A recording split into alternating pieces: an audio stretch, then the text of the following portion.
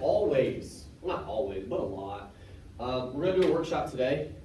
It's going to be a quicker variation of what we normally do. I mean it when I say this. Ooh, before I get my preamble, go ahead and open it up. I've shared it with all of you just like I always do. So there's 2 emails, whichever one works for you. Go ahead and do that. We're going to have it up here, but it's too long for just the screen, so it will benefit you to have it at your own disposal. While you guys are doing that, preamble. Today's going to be a quicker workshop. We got a lot to do. And actually at the end of class, we got a little bit to talk about in terms of business, what's coming up. Anytime you're coming up against something like spring break, which I know is at the forefront of all of your minds, and rightfully so, it's just something we got to navigate as a class. So we got to talk about something at the end of it. We got to figure some things out. All that is to say, we have a lot to accomplish. The workshop will not run as long as normal, and I'm sure you don't mind that either. But I say all that to say, and I mean this sincerely, if at any point I am making a point, or we do a thing as a class, or I suggest something, and you do not understand why, or you do not know what the hell I'm talking about, stop me. Ask me. You're allowed to do that. I don't know if you guys know that. You're allowed to go, hey, no one knows what the fuck you're talking about. You probably shouldn't say that, but you just tell me that. And we'll figure it out. All right, Dakaria, I was so glad when you walked in because like, yes, the lights. Can you get the lights for us? You're really good at it. Like you do it in stages. Like that's thoughtful. I appreciate it. You are strong on the turning them on game though. Anyway, all right. First thing we got to do.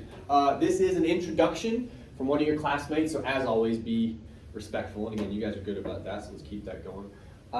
I've broken it up, I think like we did last time, into sentences. You have 6 of them, and it leads over into that second page. So it looks way longer than it is, because it's only, and I've broken it all up.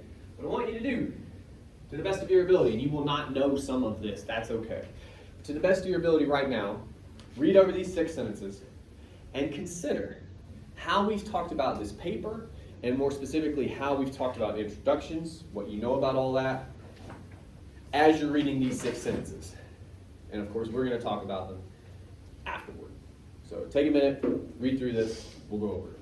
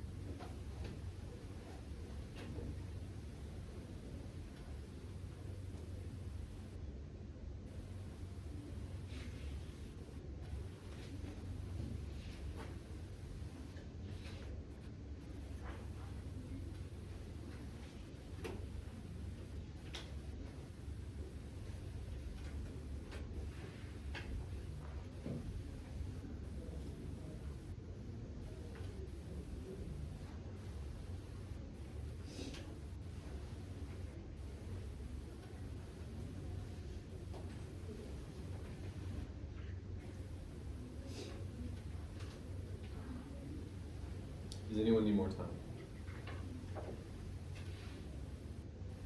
Great. All right.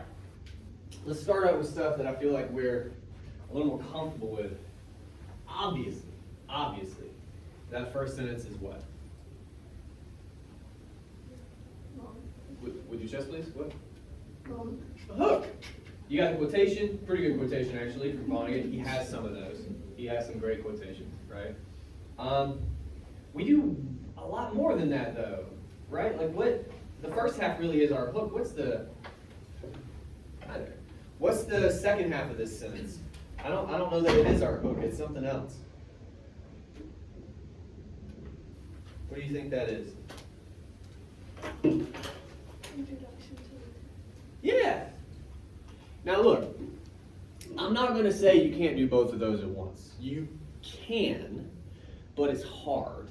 And also when you try, part of the reason it's difficult, you're trying to make a lot of stuff happen in technically two sentences, but you don't want a quotation to be off by itself. Look at the size of that sentence. That's a monster, right? So for the sake of our sanity, let's go ahead and break that guy up. And in so doing, we're actually going to help out the quotation a little bit. So let's start there. First of all, again, there's an exception to everything, at least when it comes to writing. So when I say that you can't open a paper with a quotation, what I mean is 97% of the time, you can't open with somebody else's words. You can do it, but again, it's super tricky. It's really hard to do. It will involve things like commas, and I know you guys don't like those. So what I'm telling you is, the safer bet is to start with your own language. The same way you would introduce a quotation in the body of the paper, maybe a little bit quicker because you're going for like a rhetorical thing, right, with that hook. But we have some of it down here.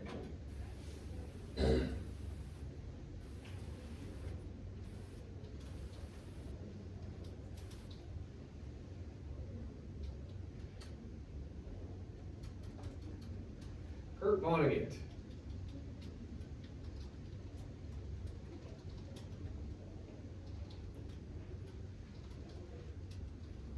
Right? Also, I don't know why these are single quotations. I'm not sure why we did that, but cool. Kurt Vonnegut, super famous American author, once said that. That's our hook. We start with our language. We start with context, which again is part of the reason why it's really super tricky to start with a quotation directly. Because if you start with somebody else's words, my first thought is, who the fuck is saying this and why? Like it's difficult. You're confusing us from the jump. So just give us a little bit. We don't need a lot. Who said it? Why should we care? Well, he's famous and he's American. We're American and we like that. So, and then just give us the quotation. Great. And by kind of breaking this guy up, we can make this chunk more manageable, right? One other quick thing I got to do.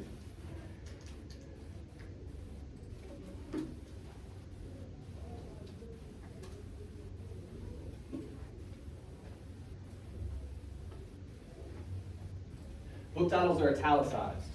Longer works are italicized. Shorter works get quotation marks. So like an album title would be italicized. Do you guys even know what albums are anymore? I know streaming kind of is weird. Okay, that's where a lot of songs are together, right? Like a book of songs. Anyway, sometimes you'll have a title track, right? Confusingly, the album will have the same name as a song. Who can tell the difference?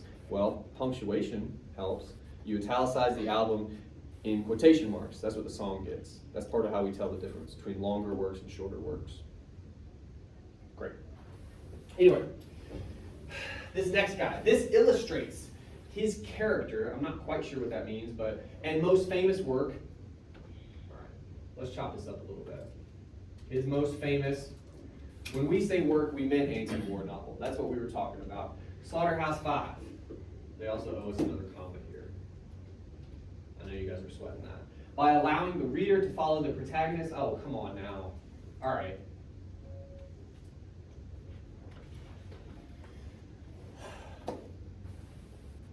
I understand 1101 with a lot of like rhetorical analysis, right? I teach 1101 too. That is a real thing. We are not doing rhetorical analysis here.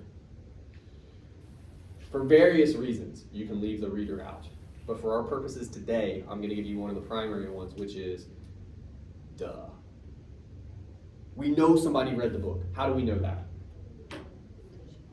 Because you're talking about it. I hope you read it. Leave the reader out. We cut that. What do we have left? This illustrates something about, again, I'm not sure quite what that means, but his most famous anti-war novel, Slaughterhouse-Five, by following the protagonist, Billy Pilgrim, through his self-exploration all the way behind prison. Great. Great. The sentence itself still needs a little bit of love in terms of clarity. We're not going to do that right now because I told you this would be quick. But great, we got a hook. We're already into Vonnegut. We're talking about some of the ideas a little bit, right? Excellent. Next sentence. What are we doing here in the sentence? Technically sentence number 2, even though now it's sentence number 3. What are we doing here? What are we trying to accomplish? Do you think?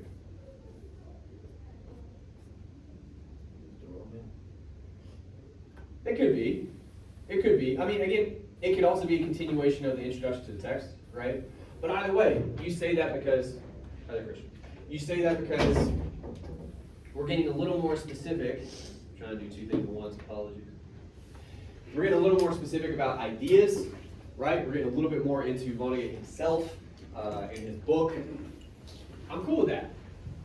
I would like to know probably a little more about this stuff if it is the roadmap. That the generality there kind of leads me to think this is actually their introduction to the text. I don't know. But either way, that's good enough. That brings me to the next couple sentences. I'm going to do a thing real quick. I'm going to show you something. These are all, the next 2 especially, are kind of long sentences, right?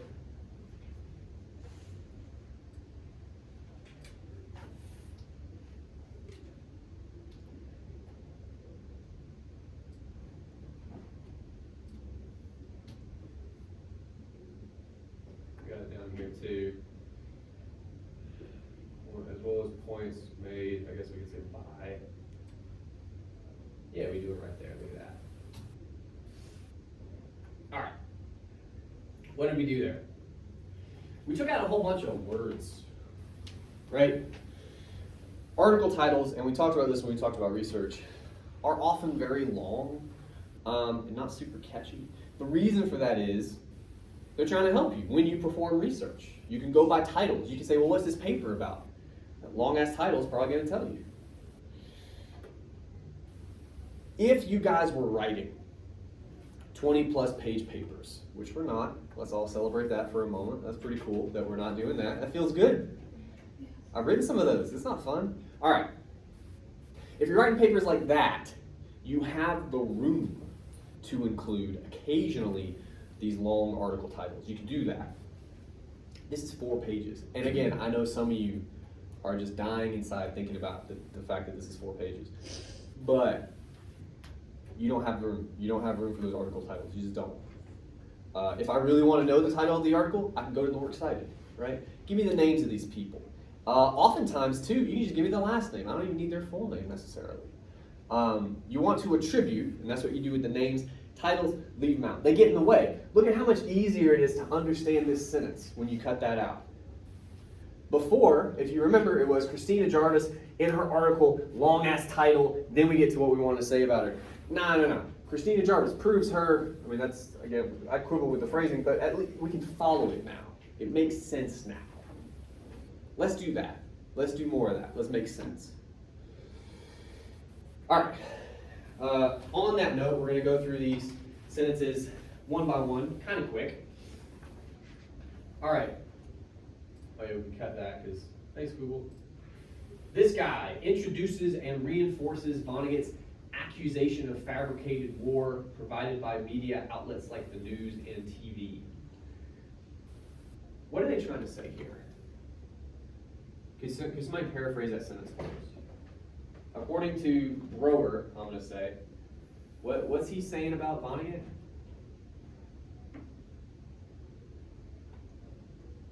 Like, what idea are we investigating or speaking about? It's like TV make war look different, what they actually are. Different how? Because we haven't quite said that, right, in this sentence. Different how? We could probably guess.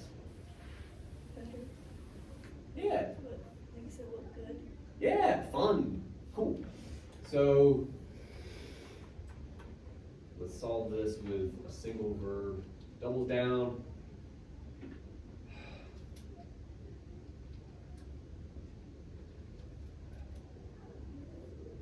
Of fabricate, I don't know if, like,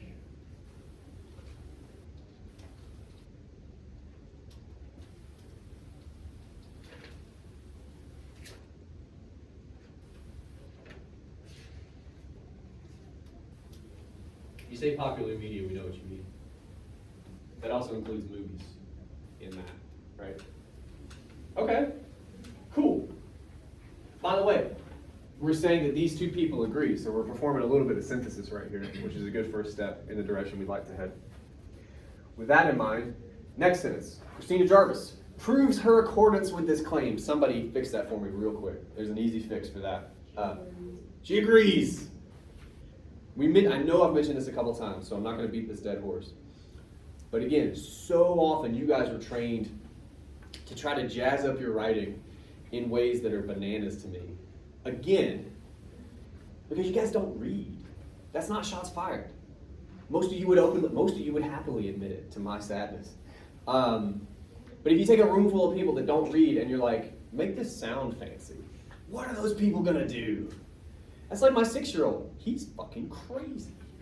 He would say something like that. Because you just throw words at it. You have the language. You have the language. Use the words that work for you. Christina Jarvis agrees with this claim. And that, first of all, is going to shorten our sentence even further, and that's going to give us a little more room, because I think the really important stuff comes after the comma.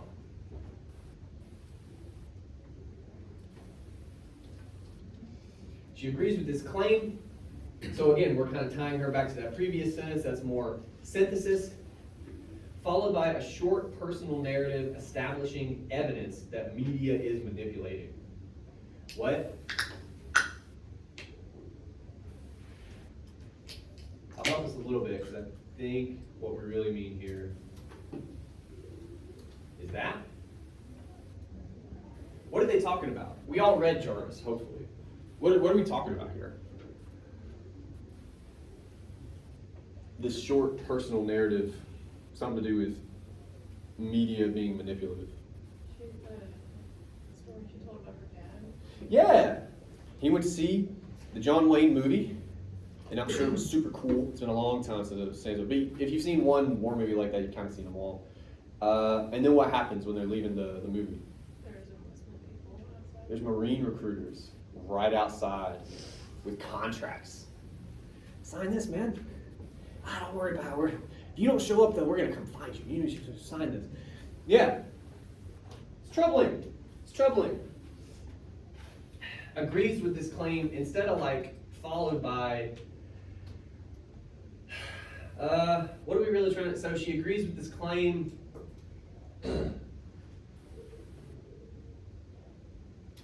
By way of,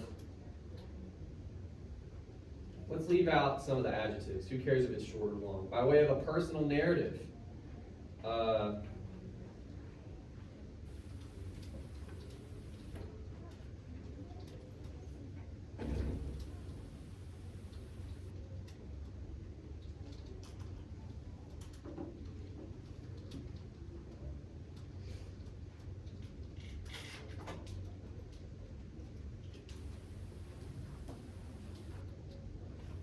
Now look, I just deleted all that media is manipulative stuff. And on the one hand, you could say, well, we're actually being a little more vague here, right? We haven't named our idea specifically here. That's true. Now what you could do, and we're not going to do here, because again, I promised you this would be quick, and I feel like we're already kind of lying to you when we say that. You could add another sentence, right? Where might we start? And we're not going to write it, don't freak out. But where might we start if we wanted to add another sentence to this to make sure we get that idea that we're saying media is manipulative? Do we have any ammunition, pardon the pun, in this sentence?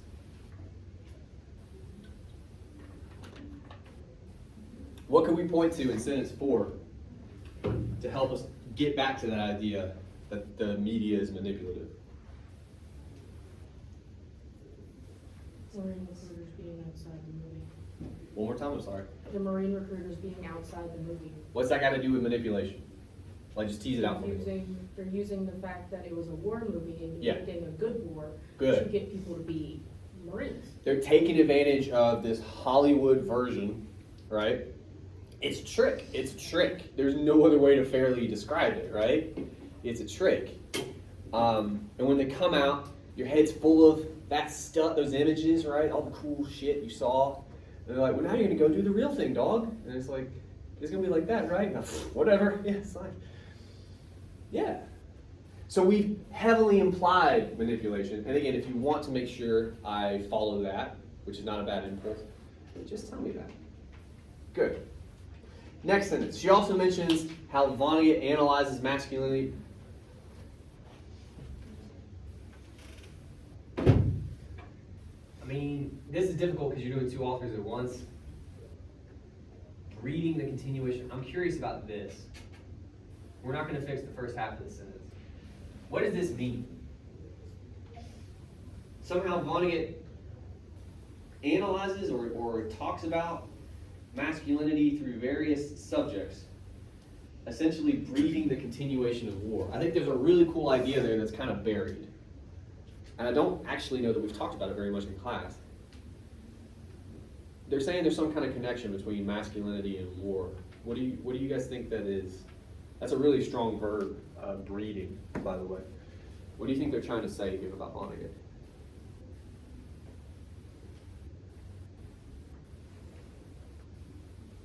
So everyone's on the same page with me. I accidentally just now looked directly into the projector. I can't see any of you. Like right where your face would be is just white, so. Anyway. What's masculinity got to do with war? Do you think? This breeding business, breeding the continuation of war. What do you think that is? We're not sure? It's okay if you're not. Is your hand up, sir? Kind of. Okay. Kind of take a shot. Go ahead. Is it because the people in war, people think they're supposed to be like strong and According to what? I'm with you. Why do these, we say people, these soldiers or whomever, why do they think there's kind of only one way to be a like capital M man? Like according to what? Yeah, this narrative that we have. And again, that narrative isn't nearly as prevalent or strong these days, although it absolutely still exists. But especially, this book occurs in the 40s. Yeah. Yeah. So we have that masculine narrative, and we're somehow tying it to the narrative around war. We're saying they're interconnected. One brings about the other. That's interesting.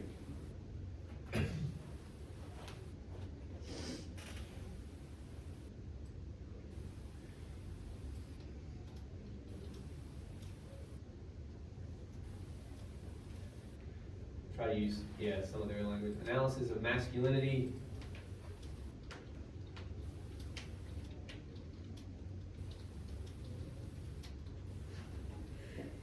Get out that various subjects. Come on now. That doesn't mean anything here. Both authors agree that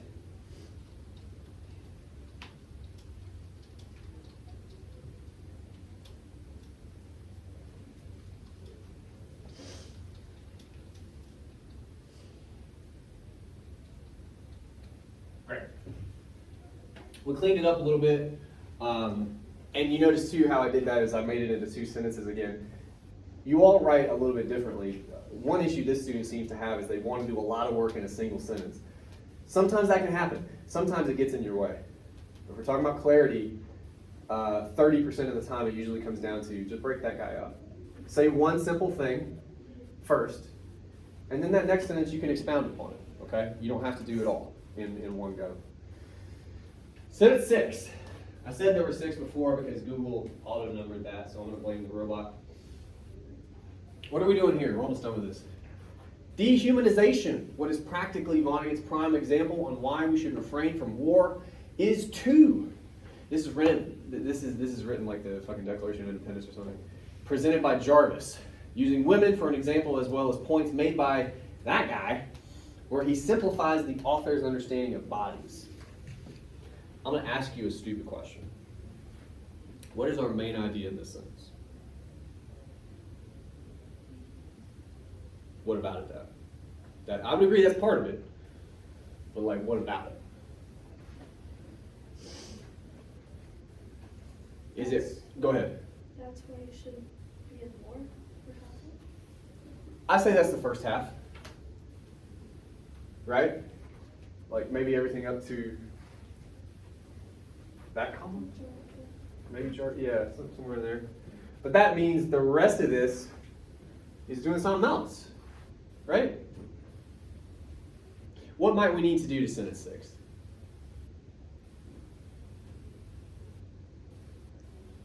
Make it do something. Oh, thank God. Yeah. Again, it's just too much. It's too much. We got 3 authors in here. We got dehumanization. We got kind of second half to that. It's too much. It's too much.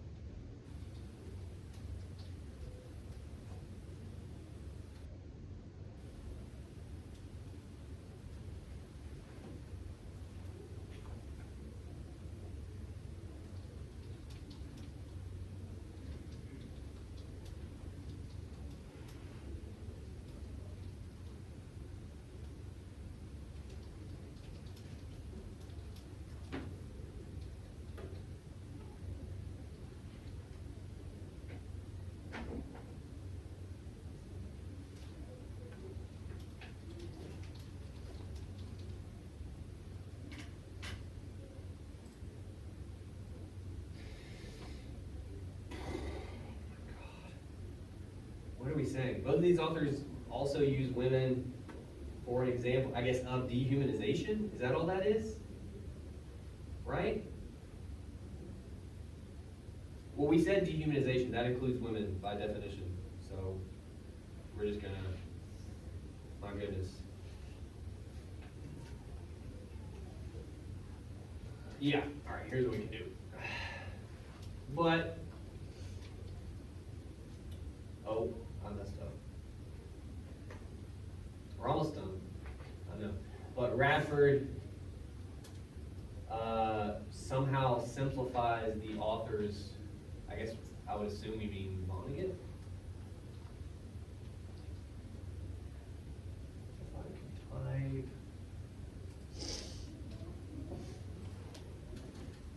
Simplifies Vonnegut's, again, I don't think that's the word we want, but understanding of bodies. Okay. You'll notice through some of my consternation that I just played out in front of you, we had a lot of like sort of gymnastics we were trying to pull in that single sentence.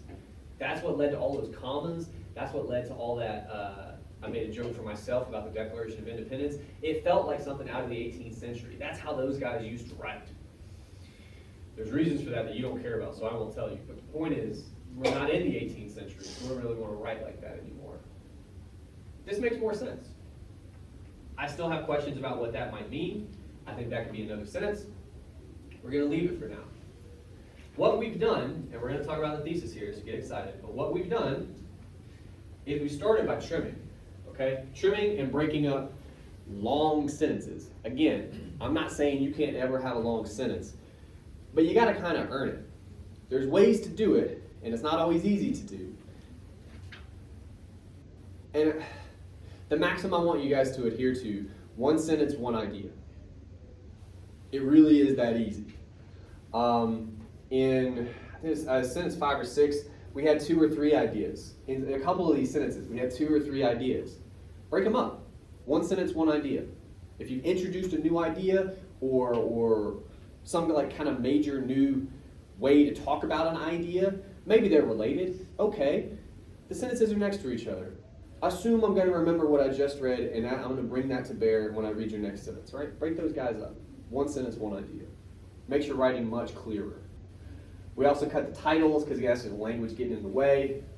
All of this is so much easier to read, and we've highlighted what the student was already doing, but they were burying it. We've highlighted the fact that we've started synthesis. We start with Vonnegut, then we bring him in, tie him to Vonnegut, right? Then we bring Jarvis in, tie her to both of those guys, and we do that on and on and on. That's what we want to do throughout the paper. And we were doing it here, but it was damn hard to suss that out. Okay? You want to foreground that. Look at me performing synthesis. Look at me doing the assignment. Right? That brings me to the thesis. We're almost done. For the thesis, I told you guys already we were going to talk about this today, and there's all kinds of reasons for why we put it off till now. But in me telling you that, I also told you most of you would get it wrong the first time out. That's okay, but I'm reminding you, okay? Because most of you will need to change your thesis. Now, what we want to do throughout the paper, okay, as I've said many times now, synthesize. We want to put these texts into conversation with one another, right? If your thesis is meant to sum up your paper in some kind of a way, then your thesis should also do what in this case for this assignment? What are we doing through the whole paper? Somebody tell me that one at least. So making the text conversate. Yes. I don't like that verb. That's not your fault. Talk to each other. Well, it's a back formation. Don't worry about it. Like it wasn't a real word, but it got made a word because enough people said it. Anyway, you want to put the text into conversation with one another, right? Are we doing that here in the 7th sentence? No, you talk about format. No. And again, most of you probably did that because this is the mode you're used to working in. That's totally fine. The good news is, and I mean this, we got a pretty good skeleton for our real thesis. We're probably going to take Vonnegut out, or at the very least add other qualifiers other than just him. But what are we absolutely going to keep in our 7th sentence, do you think? Some parts of this we're absolutely going to keep.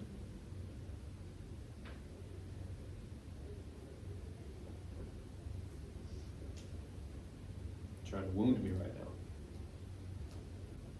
What are we going to keep? Immediate improvement. There you go. We've been talking about this the whole time. That's got to be in our thesis. The dehumanization. Fucking yeah. I don't know why I said it like that, but yeah. At least those two. They played heavily in our introduction and our roadmap, which tells me they probably play heavily in our paper. Yeah, they need to be in our thesis. This guy might. I don't know that we talked about him very much up here, but I don't know. But definitely these two. Absolutely these two. And the trick is we have to talk about them in a way that involves most, if not all, of the authors that we named. Okay? There's different ways to do that. And again, for the sake of time, I told you this would be short. By the time we're done, we're going to have been doing it for 40 minutes. So that's my stupid brain. I apologize. I'm just going to do it at you. Okay. Before we do this, I want to make a point. And I told you this last time. There is there's a sample thesis in the prompt, and it's some iteration of while most of these authors agree on X and Y, Z provides room for debate. You know, do I want you to just Mad Lib that thesis statement? Please don't. But the gist of it is what I'm going to do for you now, and that is, again, where do these people all kind of seem to agree more or less? Do any of them add a particular plank to that conversation? Does anybody wildly disagree? Sometimes that'll be the case depending upon your sources, right? Because you all found different sources. And that's what you're trying to present to me in your thesis. Also, your thesis, I know I have to say this again, does not have to be a single sentence. I know your heart wants it to be. I know it does. But we're about to try to talk about 4 articles at one time and what they think in relation to each other. I'm going to do it in a sentence for you because I want you to see it. All right. I wrote it out before class because that's the life I lead. It would look like this.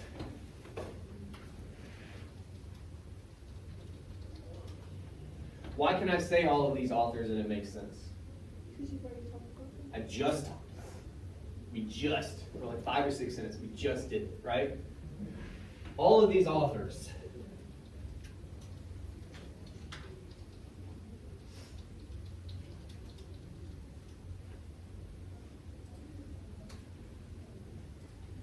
Here's the part where you can make it into one sentence.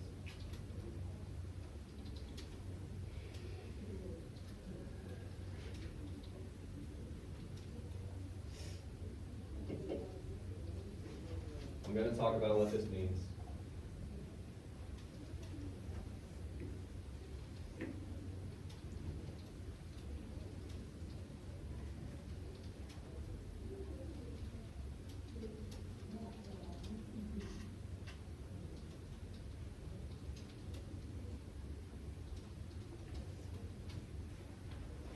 All right. That is absolutely as tight as you can make doing all of this in one sentence. And I had to use a semicolon to do it. That's what that is. I imagine most of you are not terribly comfortable with semicolons. Some of you are, and you're not good at it, and that's really fun for me. But yeah, you're like, I'll just use a semicolon. Do you know what you're doing? Nah. It can be a hard thing to do. It can be a hard thing to do well, okay? If you're ever not sure, and say that I wasn't, an easy fix, because what that means, if you do it right, and I have, you know, that's 3 degrees it works. That's a sentence, and that's a sentence. So you could, if you wanted to make this 2 sentences, do that. Both are correct.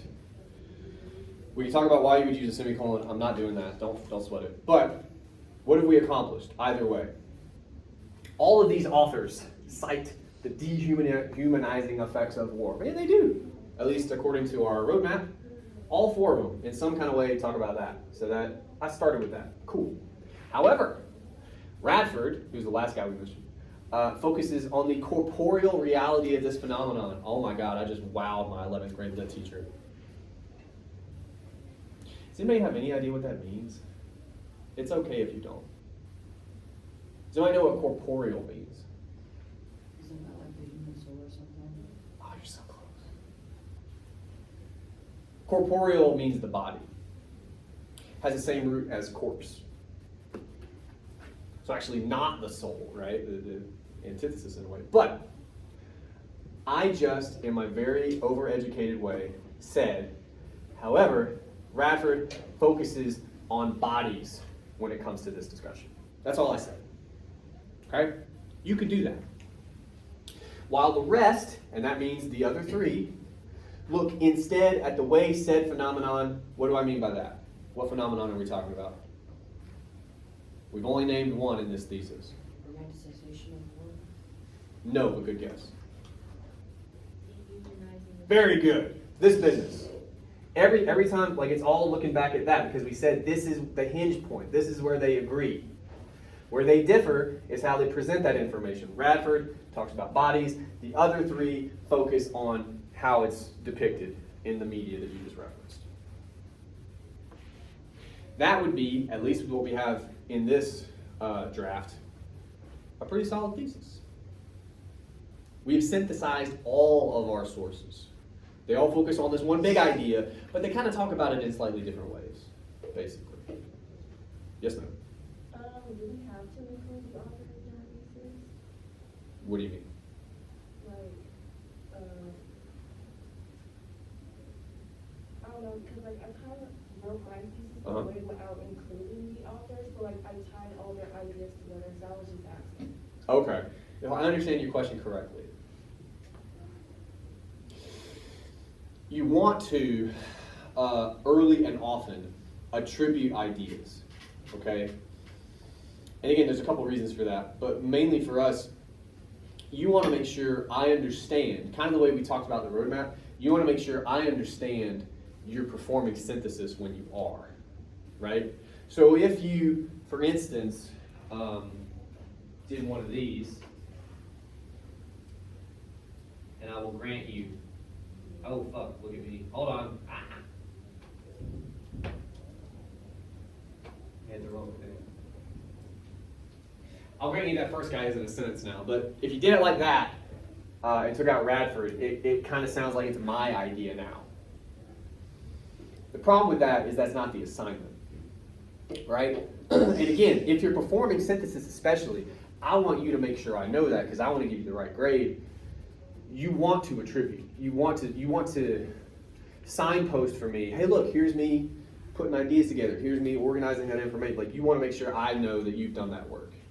You see what I'm saying? So in an effort to kind of be your own best advocate, I would advise you to the authors, these two people, like make sure you try to help me understand that you've done that. That it's not just your idea from your brain. Does that answer your question? Yeah. Good. Yeah, what's up? So if you were like to have more than one sentence on the thesis, Yeah. how would you differentiate that from like the roadmap or something else? If you do your job, you have to trust me to know that it's a thesis. And what I mean by that is, let's put this back first. Again, let's make these into 2 sentences. The reason I know this is a thesis as opposed to this stuff is the same way we talked about it all semester, okay? The roadmap materials tie into the thesis because you want to do that, but they're way more specific, way more specific. When you get to the thesis, even if it's 2, 3 sentences, go crazy. It's much more general. Do you know what I'm saying? Like that first sentence, if that first sentence was like the 3rd sentence in your roadmap and you didn't say anything else about it, I would be so pissed off. I get really hot looking at some of your papers, by the way. I get invested. But like, if you just said all these authors cited you, and I'd be like, what fucking effects? Like I'd yell, you know, it's like, my point is, it makes sense linguistically in the thesis, whereas in other parts of your paper it really wouldn't. Does that make some sense? Yeah, because sometimes I would think like you just read the last sentence and be like, oh, this is the thesis. I read your whole paper, if that helps, but no, like, again, some of this is because this is how you guys were trained, but again, you guys were trained for in-class essays. And there's a reason that that's done to you. Some of those are valid and some of those are lazy. But in what we're trying to do, we're trying to get you to write big boy papers, or big lady papers, I don't care. And to do that, you gotta write a real thesis. Most of the time, a single sentence can't handle it. Think about all the ideas we're going to cover in this paper, right? In some ways related to probably what most of you are writing, in some ways different, fine. But there's a lot going on. If you try to make it happen in a single thesis, your thesis is either going to, a single sentence, your thesis is either going to be insane, like illegible, or you're going to cut stuff out. You're going to cut important stuff out that should be in that thesis. So do more than a couple sentences. And the point I made at the beginning is, if you do your job, if you're framing your thesis correctly, which is to say it's a little more general, takes on the whole paper, right? I will know it's your thesis, even if it's 2, 3 sentences, something like that, okay? And especially if you do your job in the roadmap, which I know we're not all fans of, I haven't forgotten, that's way more specific. There's a clear sort of line of demarcation between the two of these. Do you see that? Like how super different they are in terms of scope? Okay. Other questions? Yes? How do you write a conclusion? Dakari, we get the lights for us. I appreciate it. Conclusions. It is so hard for me not to laugh when somebody asks about conclusions. Okay. I'll tell you this.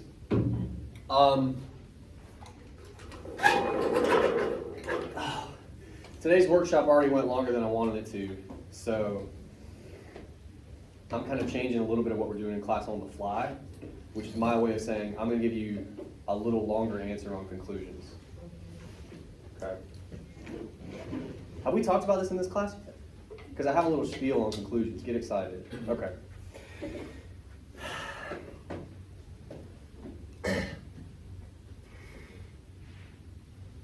You have to have a conclusion. You have to. People expect it. And also think about it. Like, we've already covered that you guys don't read. Your favorite show, if you had a show, and that last episode ended like 20 minutes early, wouldn't some part of you just kind of be like, what the fuck, right? You need that, it's called a coda, which is a musical term, a poetry term. You need an ending, you need finality. That's what a conclusion can offer. However, there has never been a good paper sunk by a conclusion, and there's never been an awful paper that has just been fucking saved by a conclusion. They kind of don't matter. That's why I have never, maybe my very first year teaching, other than that, I've never had a class where we actually, like on the board, talk about conclusions, because they don't matter. If you do your job in the intro, the body paragraph, honestly, I might skim that conclusion. The only time I pour over conclusion is when the paper isn't great, because sometimes you'll have a good idea on that conclusion, and I'll mention it in your feedback. I'm like, man, you screwed up on a lot of this, but you crushed it in the, like, where's this in the rest of your paper? I'll do that, right? But usually, the conclusion is a formality. It's the shortest paragraph in every paper you'll ever read. It's a bow on the end. Now that doesn't answer your question, but that was context. To answer your question, what most of you were taught, I believe, this has still not changed, is to what? Restate your thesis? Somebody told you that? Oh God, those fucking people. Just like wrap it all up and restate what you already said. Yeah, I What we were mean, taught was to like start with the thesis sentence and then reword your intro. yeah. I mean, But also reword your thesis statement. yeah. The reason that kills me, and there's good logic there, but the reason that kills me, again, is you're writing 3 to 4 page papers. You know what I remember is your fucking introduction. I remember it. So I don't need you to paraphrase it. That's soul murder, is what that is. You know that thing you just read? Part 2. Like, I know it. Do what? Good. I was gonna say that, but most people don't understand that reference. Anyway, that pleases me. Anyway, the point I'm making to you is, because I am trying to answer your question, the way I would approach it, as if I'm some paragon of writing, is I would write my paper, intro, body, whatever, and I'd let it sit for an hour or a day or whatever, and I'd go back, as painful as it would be, because this is part of the editorial process, I'd read the thing, you know? I just read the paper that I had, and then, without looking at anything, I would just sit down and write the conclusion. What will usually happen organically, because your brains are good at this, you will organize that information. Will some of it tie into your introduction, maybe even sound like parts of your, for sure. But will you, dear God, just rephrase sentence after sentence of your introduction at me like a punishment? No, in most cases. That would be my recommendation. Because you do want to tie everything together. You do want to have a sense of finality at the end of your paper. But what you don't want is to insult your reader. And that's kind of what that approach does. You're suggesting that the reader forgot all this already. It's infantilizing.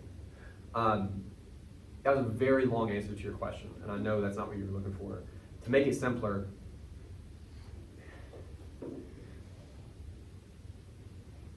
your conclusion is what you want me to leave your paper with. So again, parts of your introduction will matter. But it's also a place, the only place in your paper where you're allowed to, if you want, step outside the bounds of the rest of your paper. There's different ways to describe that, but it's often described as kind of like looking out into like how any of this might be applied or what it might mean, you know, for the world or anything like that. You can do that in a conclusion.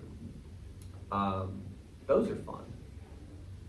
That's kind of you being able to say, hey, look, I thought about this all on my own, and here's what I think matters or what it means or where the world is headed or anything like that, you can do that at the very end of a conclusion. And it's oftentimes kind of a nice, like, huh, kind of thing.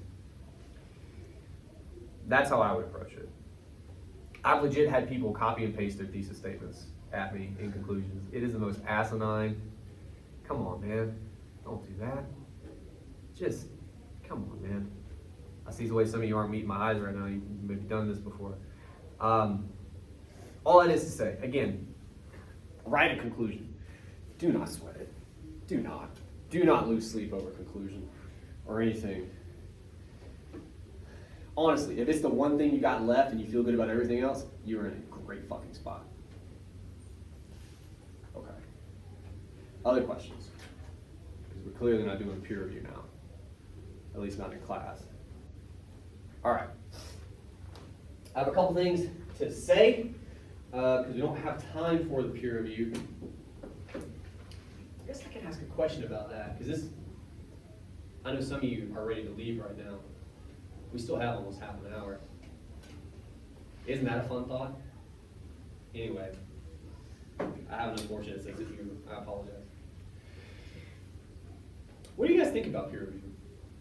I don't often get to ask this question. I'm just curious. What are your opinions on it as a tool?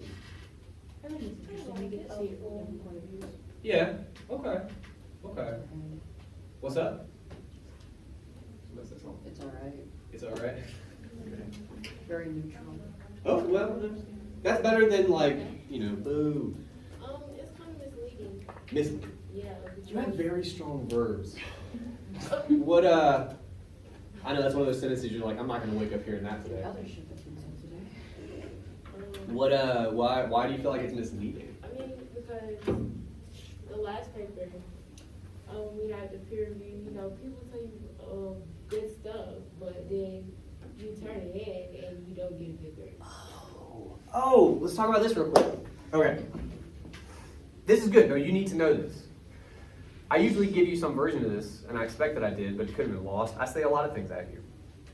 What you should not do is envision a world wherein another 19-year-old will look at your paper and go, good job, and that means you've done a good job. You should not do that. I understand why you would. I do. I really do. But you also got to think about mitigating factors, such as, does this other 19-year-old give half the shit I do about my paper? Probably not. Would it be a better world if they did? Probably. Well, I mean, if people gave half the shit you did about your stuff, I don't know, man. It might be better. It might be better. It'd be weirder, but like it might be better. Definitely weirder. Yeah. Definitely weirder. Well, but it'd also be what we would accept as the norm. Anyway, that's not what we're talking about. What we're talking about is you gotta, when I say you gotta take something like peer review with a grain of salt, that's kind of what I'm getting at, is what peer review is actually for is not the person being reviewed. It's for the person doing the reviewing, okay? When you look at your paper, any kind of writing, so often, I imagine, when you get my feedback, you'll go back and look and, especially if it's negative, you might have your first thoughts, which are unkind to me, which is all right. And then your second thoughts might be, oh shit, he's right. Like you'll start seeing some of that stuff when it's pointed out to you. And then your third thought will be, well, how didn't I see that before, right? Like, what? How did I miss all of this? It's because your brain will fix it without you actually having fixed it. Logical leaps you make, your brain will fill those in. All the grammar stuff, your brain will just skate right past. You don't fucking care about any of that. Missed opportunities, structures you missed, all these things you didn't do, your brain will just put it in. Your brain will make it happen for you because your brain's really quick. That's how you get through the day. But when you're looking at somebody else's paper, if you're honest, and not all of you are, but if you're honest, it might help the person you're reviewing a little bit, but more than that, it builds the editorial muscle in your brain that you guys don't have right now. That's what peer review is for. And if you do it enough, the thinking is anyway, eventually you can bring that muscle to your own work, and you can start to see some of that stuff you were missing. Like, oh yeah, it's just like when I looked at Derek's paper and that idiot said this. I'm like, well, I'm doing the same thing. Like all of a sudden, you're able to do that work. That's what peer review is for. It has never been about making sure you guys help each other. That's a bonus if it occurs, but like that's not. Don't ever do that. And when in doubt, if you want real feedback, you've emailed me recently. I'll give you guys feedback. I'll be honest too. Sometimes you guys don't always appreciate that, and that's a fun follow-up email. But I will tell you straight up, like what I think your paper's doing. But like we could do that. You know, I don't mind doing that. And I like to think I'm a better reviewer than your classmates. But that's how I would approach it. Don't ever just assume somebody's helping you and that they've done a good job. That's just life advice. Oh my God. Okay, well, that's a good discussion of peer review. Here's what we're going to do. I'm having to try to change this on the fly, coupled with what I wanted to talk to you guys about anyway. So let's do it. We got a lot of stuff coming up. One of them is spring break. Woo! I mean, breaks are nice, you know. I do with my parents. Oh yeah, I nipped that butt pretty hard. I still got like, my mom texted me a week ago. I should text her back.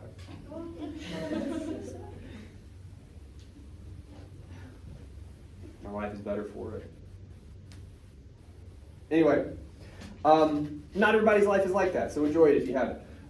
My wife, for instance, loves her parents. We go over there every weekend. It's great. You know, live that life, but not everybody has it. That's not the point. The point, I got to address peer review first. What I'm going to tell you is, turn it in the way those robots work. It will not give you the peer review if you haven't turned in a rough draft. There are reasons for that we're not going to get into. You guys don't really care about the inner workings of turnitin.com. But if you don't turn in a rough draft, don't even try to do the peer, it's not going to give it to you. It will not spit it out for you. Which is to say, if you have turned in the rough draft, go ahead and try to do peer review at some point. It's good practice. For reasons that I just told you. If you want to take an honest shot and try to do a solid for this anonymous person whose paper you're looking at, do that. Again, I think it's a good thing to do. But mostly, it's actually selfish. It's good practice. It is practice for you. That's what it's for. Now then, for those of you who have not submitted a rough draft, you still got a little bit of time. You can try to do that. But whether or not you've done that, I also emailed you the peer review questions, so you have access to them. There's a couple things you can do with those. If you want to, and this is a world that doesn't exist, but if you wanted to, sit down with a buddy from class or whatever, use those questions to guide some review process, you can. You absolutely can. Or if you want to bring those questions to bear against your own paper, you can. They would help. It's just 4 questions, but I like to think they're pretty solid. And honestly, they kind of tell you some of the big 4 things I look for when I look at these papers. So they're good to at least consider. Skim your stuff. That's what I would do with those. The business I wanted to talk about at the end of class, because we're close enough to do that. Number 1, paper 2 is due tomorrow by 11:59 p.m. I understand not all of you are thrilled by that, but understand my reasoning is this. Spring break, how would be that name? Occurs differently for all of us. I know that technically, I think it doesn't really start until next Monday, right? Like according to the calendar. But, come on now. Come on. Exactly. Exactly. She whispered it starts Thursday. Now look, some of you may not even be going anywhere. Some of you may be going to your parents' house, unfortunately, you know. Or fortunately, again, if you have that life, whatever, right? But at some point, you're going to leave up here before you leave like this, okay? That's how that's going to go. I give you Wednesday 11:59 as a deadline because I feel like that's pretty decent. I try to get ahead of Thursday. God help us, you know? For some of you, 12 and 1 Thursday, you're fucking out of here. You're done. You're completely done.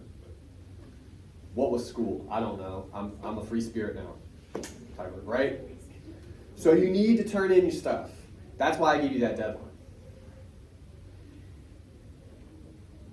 This next thing I'm about to say is very dangerous, so I want you to take it with that in mind. If, for some reason, Wednesday, 11:59, doesn't quite work for you, if you need like 24 more hours, give or take, not much more than that, by the way, I will allow it, okay? If Wednesday, 11:59 is too quick of a turnaround, which I understand, okay. You can have until Thursday, 11:59, give or take. Right? I won't penalize you for that. That's fine. But, and this is the dangerous part, recognize your own plans, your own demeanor. If spring break starts Thursday, can you trust yourself to say, I'll get this in 3 o'clock Thursday afternoon? Bullshit, you will. Be honest with yourself. Right? It's like, well, we're going to Applebee's at 5. Well, you're not fucking working on the paper at 3. You're not doing that. You're not that person. Don't pretend. That's how you get yourself into trouble. Okay? So that's what I'm telling you. It is Wednesday at 11:59. I think most of you should probably aim for that. But if it can't happen for some kind of a reason, I'm giving you a little bit of leeway. Don't sink yourself further, though, with that. Like, try to... Okay. I need my notes, by the way. I'm very unkind to my own things. What else? Oh! Especially because spring break is a thing, and because so many of you will go somewhere else. Please make sure your paper actually submits. Every semester, especially at spring break, and especially at the end of the semester, I get people who I may not encounter your paper for like 2 weeks, because I got a lot of these to look at. And I'll just go, hey man, you never submitted. They're like, I totally did. It's like, well, not according to everything else. What probably happened? You hit submit and you ran screaming from the room. Make sure it goes through. Turnitin has a confirmation screen. I think it sends you an email. Make sure. Go nuts. Take an extra 60 seconds and say, good. Let's do that. You could even, I know this is wild, make sure it's the right file. Sometimes I get crazy stuff from you guys. I'm like, there's no way you meant to submit this. And you're like, yeah, that's true. Make sure. Something else you could also do, this is free advice, maybe title your files. Every semester I get like document 61. Who the fuck knows what that is? Who has any idea what that is? You don't. Title your stuff. It's for you. It's not for me. It's for you. Final paper, blah, blah, blah, like whatever. Title it. Help yourself out. Anyway, make sure it's the right paper. Make sure it actually submits before you go screaming into the night. Okay? Do that. That's the paper 2 conversation. Thursday. As some have called it, the soft launch of spring break, I guess is how we would term that. I have thoughts about Thursday. I simultaneously think it's ridiculous that spring break starts Thursday for some people, while also understanding why that would be the case. Okay? That's my position on it. With that in mind, what we have planned for Thursday is this. In a perfect world, right, according to the syllabus, you will have turned in your papers, paper 2, by 11:59 the night previous, okay? And at some point in between now and Thursday's class, you will have also watched Die Hard, which I'm going to go ahead and tell you is awesome. This is a DVD, by the way. I don't know if you're familiar with these. I also have it on USB, but it's good to have backups. Anyway, there's like 5 or 6 of these now. This is the one from 1988. Again, I like to make the joke, this is when Bruce Willis had hair. That's true, he doesn't now. So this is a long time ago. This film was 2 years younger than me. It's old. But in that perfect world, you will have turned in a paper at 11:59 Wednesday night. You will have also watched Die Hard, which I think is 90 minutes or whatever long. I know it's a real hardship. And then you come in on Thursday, we talk about the paper, we talk about Die Hard, all while staring down the barrel of spring break. I don't think it's feasible. Or maybe even fair to ask you to do that, okay? So here's what I've decided to do. And I have not ever done this before, to be clear. What we're going to do and then this is a two-parter. You guys are gonna really be happy about the first one. There's a second part, so you need to like keep your ears up. All right. First part, we will not meet as a class on Thursday. That's the part you're stoked about. Okay. Listen to the second part. You're like, fucking, I'm done now. We're done. No. Okay. Second part. Well, actually, let me explain the first one real quick. The reason we're doing that, again, is because I don't think it'd be fair to ask you to turn in the second paper and then also have watched the movie and be able to come in and talk about it, okay? We would just kind of stare at each other on Thursday, so we won't do that. But what I will do, and this is the second part, I will post a video of some kind, and I actually have videos, I may just give you an old one, that we had to make during the pandemic, right, when no one could come in. So it's just me like in a basement talking about Die Hard, like your weird uncle that really doesn't stare at. It may be that. Anyway, I'm going to give you a video of some kind wherein I discuss the film, I discuss the paper, all that stuff. I talk to you about it, give you guidance, with an aim toward we'd be able to come in that week after spring break and sort of hit the ground running in terms of what the syllabus asks us to do. What that would mean is, for you, you would not have to watch that on Thursday. And I hazard to guess, you will not watch it on Thursday. That's okay. Where can we find that movie? Ah. I don't know. Well, it's 2022. I think what I described to you guys before is you just want to look. Like I know last semester it was on Hulu. I don't know where it is currently. I know you can rent it on Amazon for like $2. I think it's on HBO Max too. Yeah, 'cause see, the world we live in now is like things move around so much. I don't know for sure. But there's different trials you can sign up for places. You could also rent it at a place like Amazon, YouTube. I've had students before who will all chip in $1 or whatever and like have a watch party, whatever you want to do. Okay, Not on HBO. it is on HBO. No. Ah shit. Well, See anyway, if it's on. There's a movie called A Good Way to Die Hard, but not Die Hard. I think it's that's like Die Hard 5 or something. You also want to be very careful you get the right one. Yeah, it's not. Yeah, this is Die Hard. There's no subtitles. From 88? Yes, John McTiernan. He also directed the third one, confusingly enough. That one's got Sam Jackson in it. We're not watching that one. It's a lot of fun. Anyway, what I was saying. This video, you can watch it. You need to watch it before we come back on Tuesday. And of course, to prepare for that video, you need to watch Die Hard first. So what am I asking you to do? Sometime over, technically, spring break, because it begins Thursday for so many of you. I'm asking you to watch a movie, an 80s action movie, by the way. It's fun. And then to watch me yammer at you for about 45 minutes about it. That's all so we don't have class on Thursday. I feel like that's a fair trade. You will not feel this way when you sit down and watch a video, by the way. But I want you to remember this moment where you're all like, this sounds great. Just try to hang on to that.